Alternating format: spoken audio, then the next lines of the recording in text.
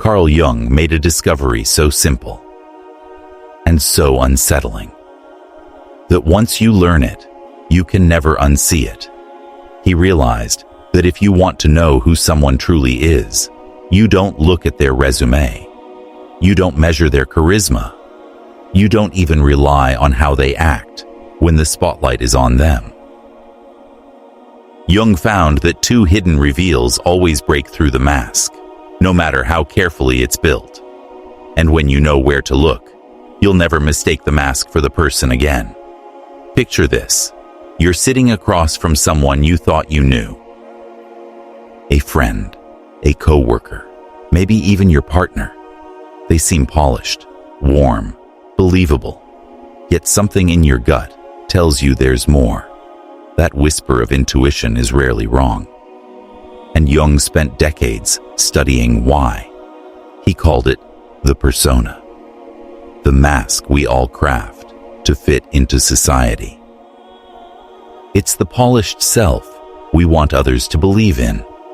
But beneath that surface lives the real person, and sooner or later, two psychological patterns always slip through. These patterns are unconscious. No one can fake them.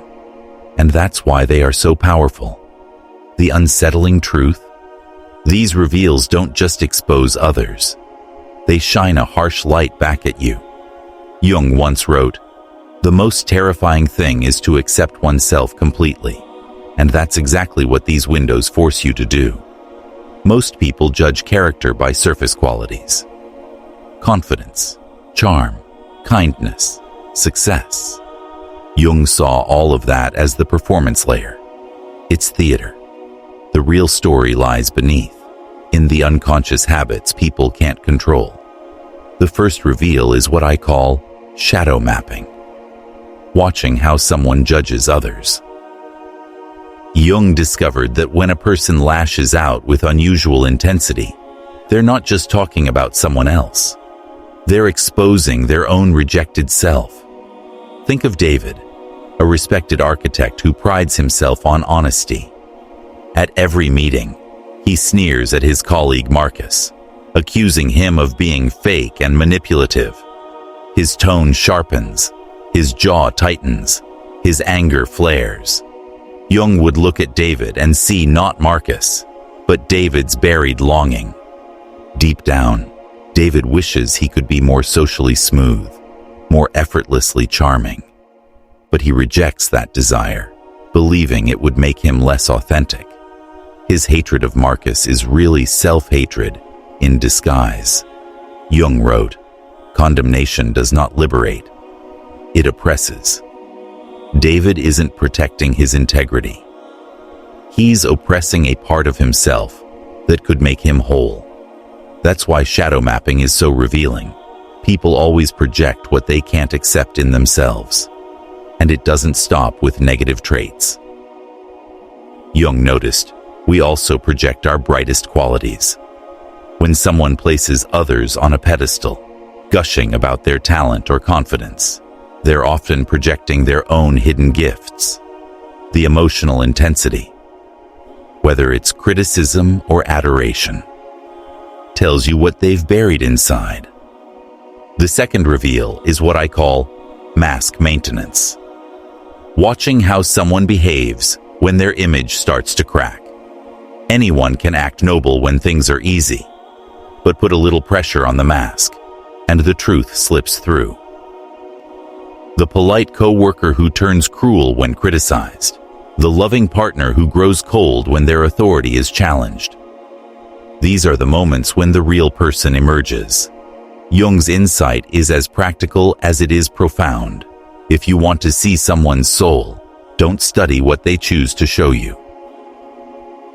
Study what they can't help but reveal. Watch their judgments. Watch their reactions when their mask is threatened. And then, if you're brave enough, turn that same lens inward. Notice who you criticize most fiercely. Notice the moments when your own mask starts to break.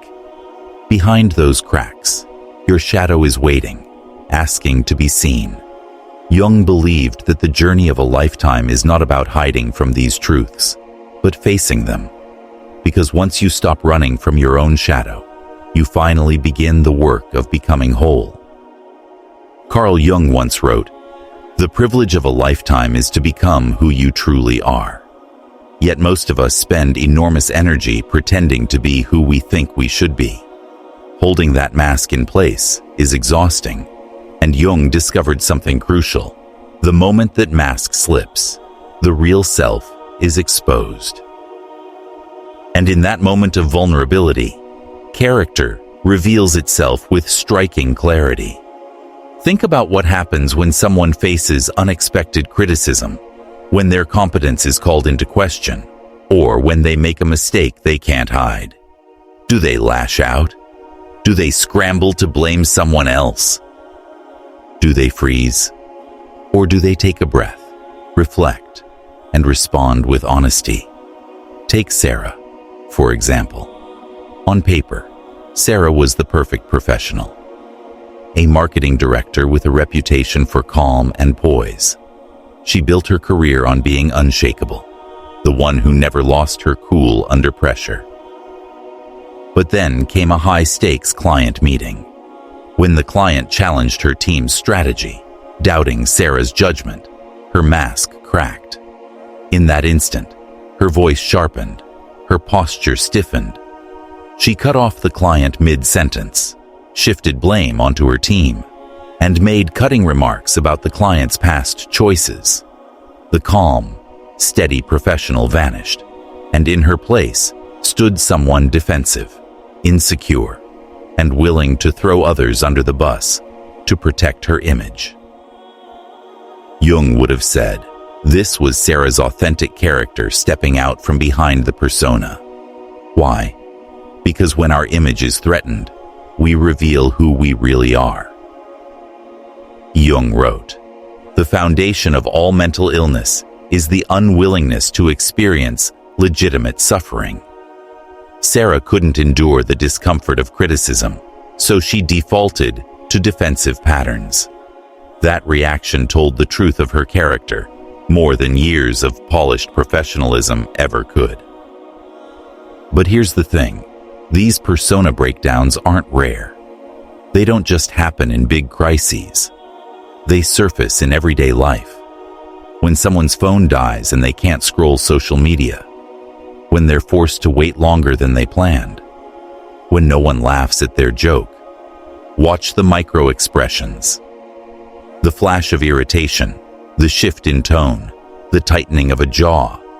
These tiny cracks in the mask tell the real story. Authentic character isn't revealed when people are rehearsed and ready. It emerges when they're caught off guard, unprepared, and under pressure.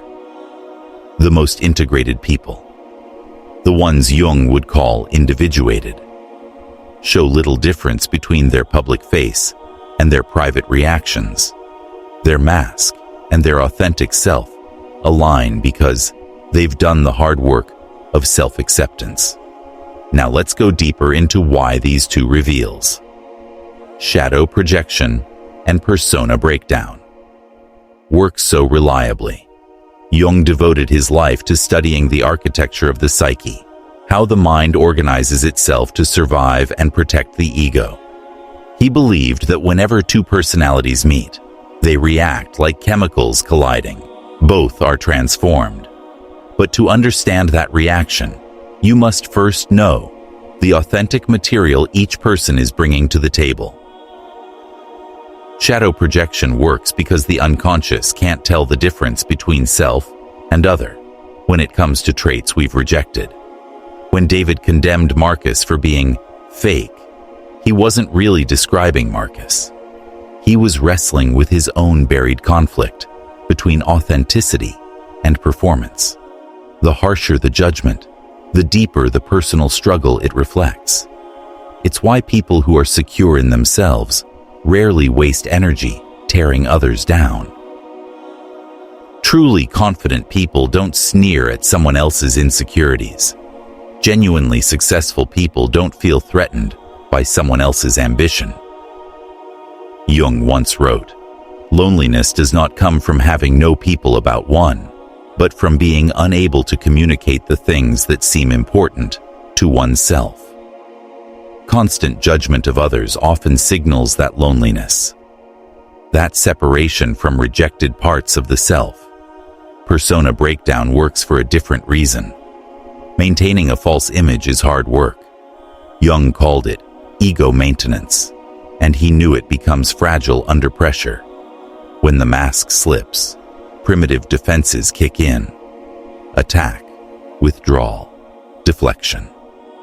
Each one reveals a different underlying pattern. Do they strike back? That points to buried aggression. Do they shut down? That shows avoidance. Do they twist the truth? That exposes dishonesty. But if they face the discomfort, integrate it, and respond with balance, they reveal psychological maturity.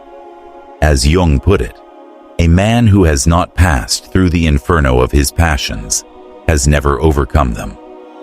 The way someone responds under pressure tells you whether they've integrated their emotions or are still ruled by them.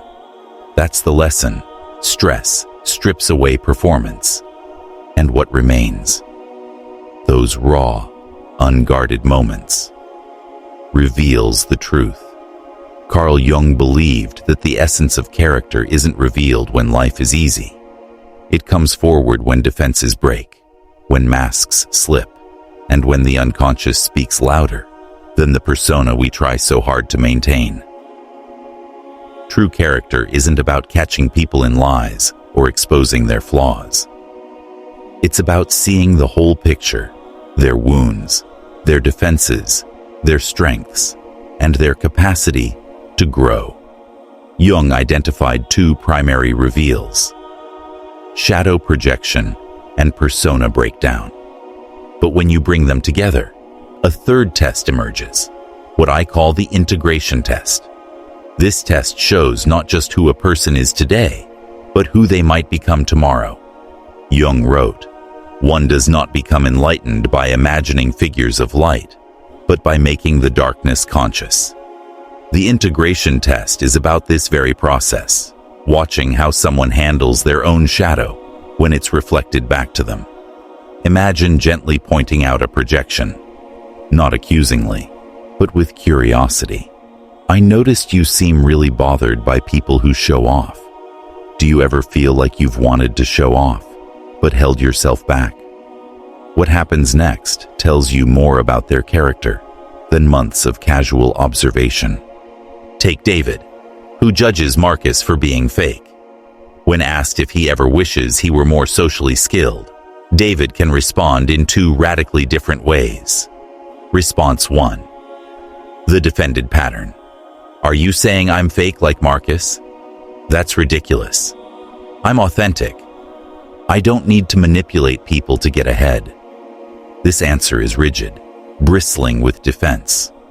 David cannot face his shadow. His growth potential is stunted by the walls he's built against himself. Response 2. The integrative pattern. "Actually, yeah. Sometimes I do wish I was better with people.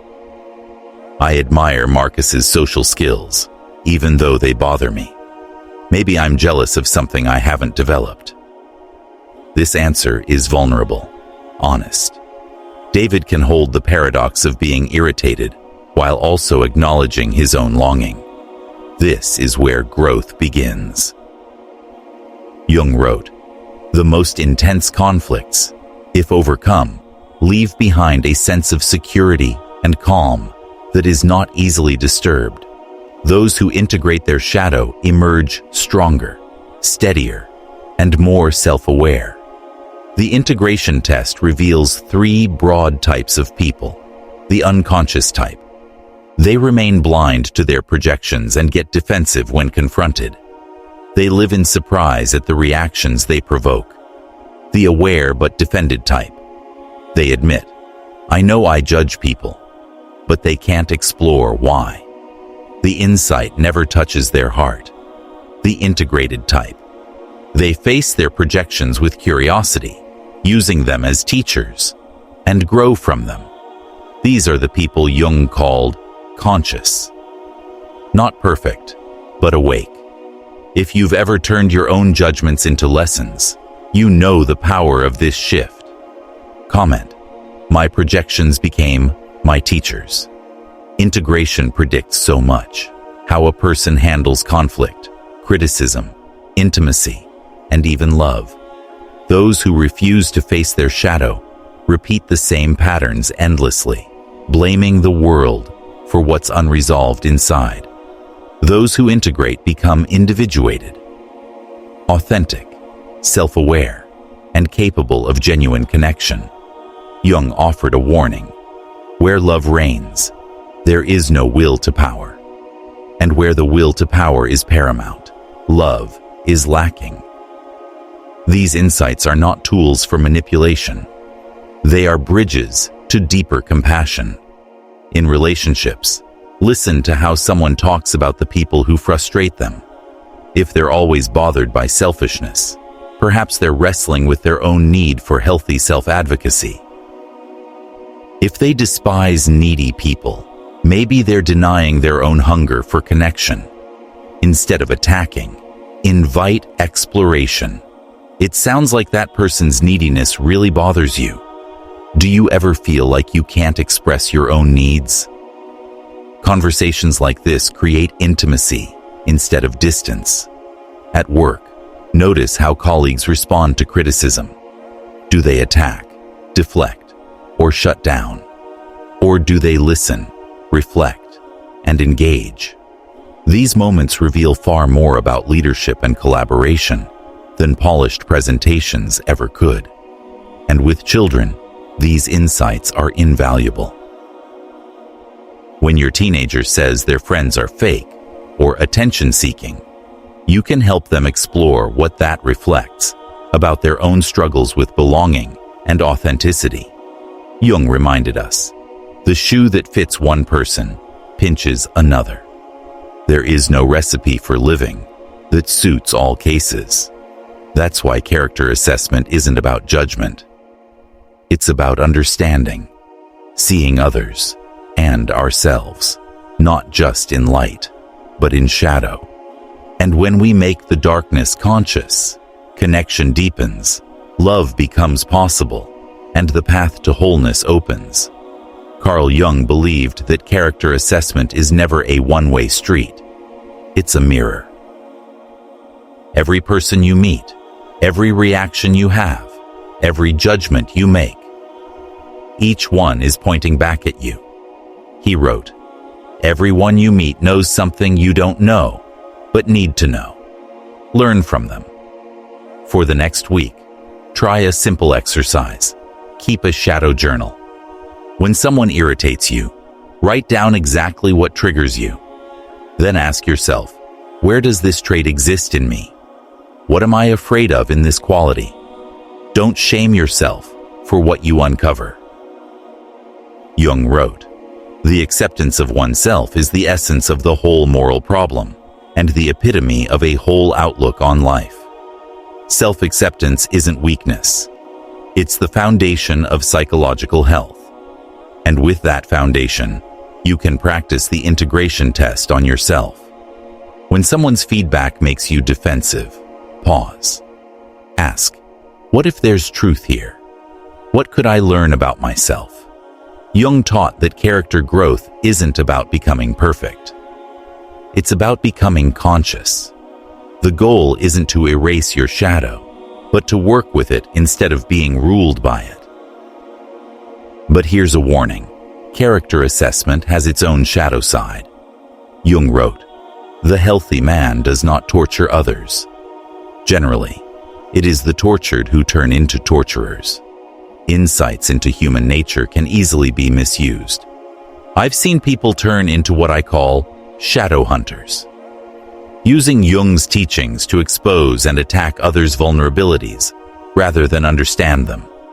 That's not psychology. That's cruelty, dressed as insight. Jung himself warned that people will do almost anything to avoid facing their own soul. Sometimes, constant analysis of others is just a distraction from looking inward. Here are the signs you're misusing character assessment. You feel superior every time you figure someone out. That's ego inflation, not wisdom. You use your insights to manipulate or control others. Jung would call this psychological poison. You become more judgmental instead of more compassionate. That's projection at work. You analyze everyone else but avoid your own patterns. That's defense, not growth. Jung warned, the greatest danger is that one may get stuck in the unconscious and never come back to reality. Some people become so consumed with analysis that they lose the simple beauty of human connection. The antidote is what Jung called an ethical relationship to the unconscious. Using insight to serve love, not power. To build understanding, not control. Because everyone you meet is carrying battles you cannot see. Their defenses and shadows are survival strategies, ways to cope with pain, trauma, and fear. True character assessment should leave you more humble, not more arrogant. When you see someone's patterns clearly, what you're really seeing is their humanity, their struggles, their longing, their attempt to make it through life with limited tools. Jung believed we are all wounded healers, wearing masks to protect fragile places within us. The point isn't to rip off someone's mask, but to create a space safe enough for them to take it off themselves. And this leads to the deepest truth of Jung's framework, the mirror effect. Sooner or later, you realize that everyone you're analyzing is showing you something about yourself. Jung wrote, your vision will become clear only when you can look into your own heart. Who looks outside, dreams. Who looks inside, awakes. The people who trigger you most are reflecting your shadow back at you. If arrogance enrages you, examine your own relationship with confidence. If neediness drains you, look at how you express or suppress your own needs. And the qualities you admire most in others, those are often the seeds of your own potential, waiting to be developed. Jung called this positive projection, a glimpse of your unlived possibilities. The ultimate purpose of reading character isn't about judging others at all. It's about awakening to yourself. When you admire someone for being wildly creative or deeply confident, you might not just be noticing them. You might be seeing a reflection of yourself. Often, the very traits we put on a pedestal are qualities we already carry, but haven't yet claimed. Jung called this the mirror effect, and once you start to recognize it, life changes. When you see a persona break in someone else, you start catching your own. When you notice another person projecting their shadow, you begin spotting your own in real time. Suddenly, every interaction becomes a classroom. Every judgment becomes a teacher. Every reaction becomes a doorway into self-discovery. I learned this lesson the hard way.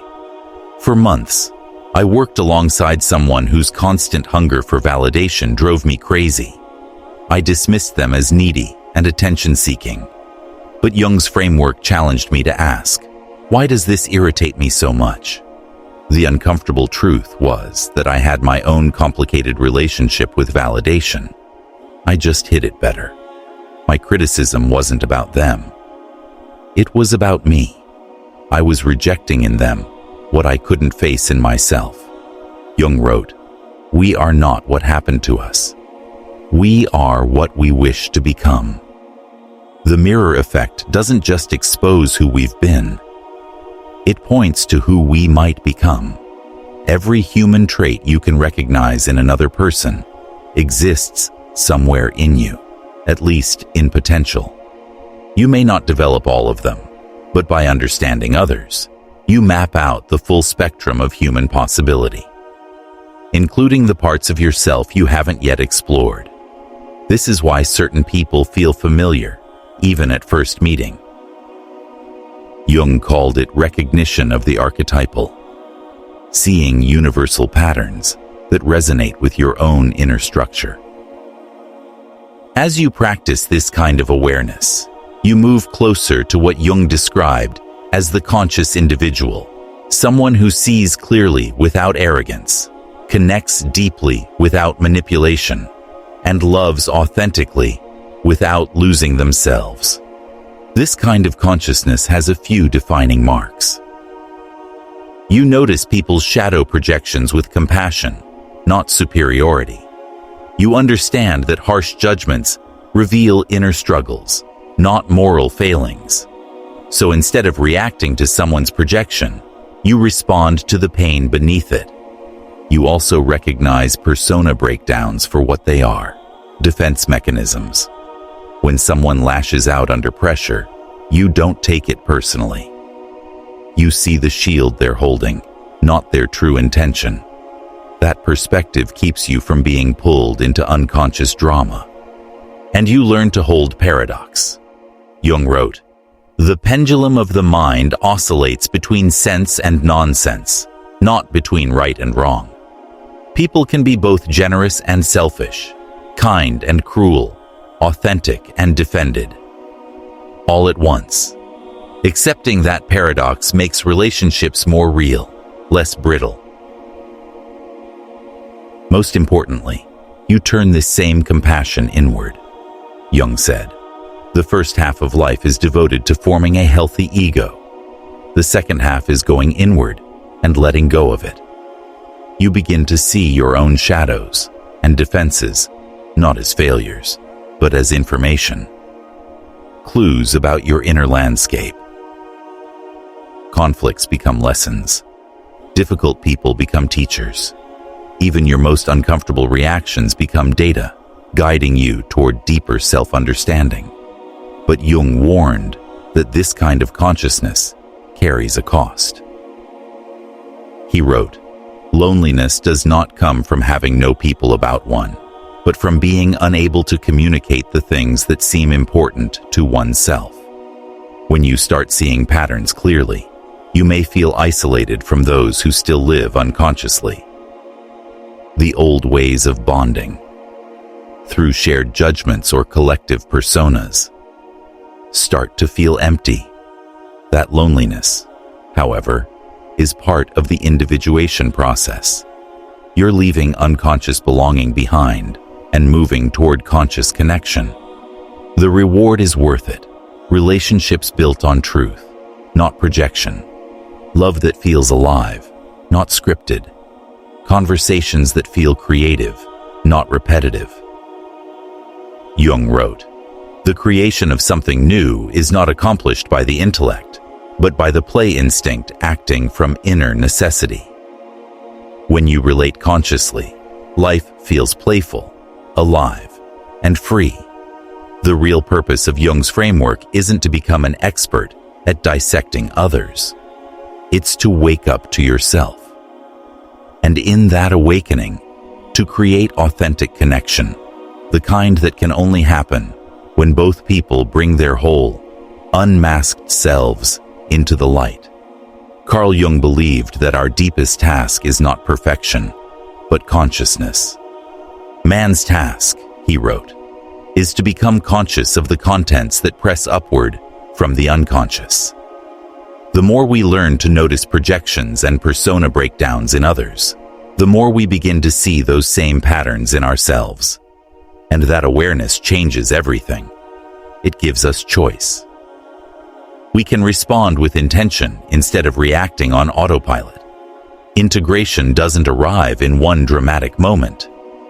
It happens slowly, in the small decisions where you catch yourself. You notice the shadow you've projected onto someone else. You feel the armor of your persona rising. And in that instant, you choose authenticity over defense. Jung reminded us, we don't really heal anything. We simply let it go. Letting go of unconscious patterns doesn't erase who you are. It frees who you've always been. But make no mistake, this process is not easy. Jung warned, There is no coming to consciousness without pain. To see yourself clearly means confronting the very parts of you that you've avoided. Yet this pain is not destructive. It's the fire that forges growth. The path unfolds in stages. At first, you see patterns in others, but remain blind to your own. Then, you begin to recognize your own shadows intellectually, but you still get pulled into them emotionally. Later, you learn to catch yourself in real time, creating space between the trigger and your reaction. From there, you start meeting others' unconscious patterns with consciousness. Setting boundaries without cruelty, offering compassion without being pulled under.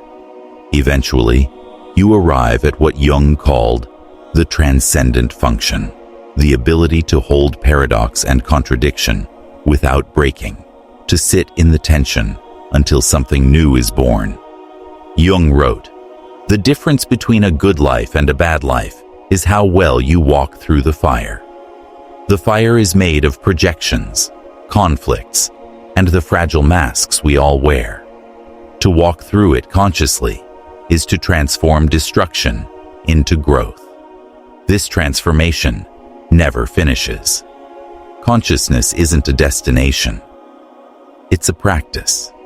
Each moment you choose awareness over reactivity, clarity over judgment. You move closer to your authentic self. And something remarkable happens. Your awareness ripples outward." Jung said, "The meeting of two personalities is like the contact of two chemical substances. If there is any reaction, both are transformed.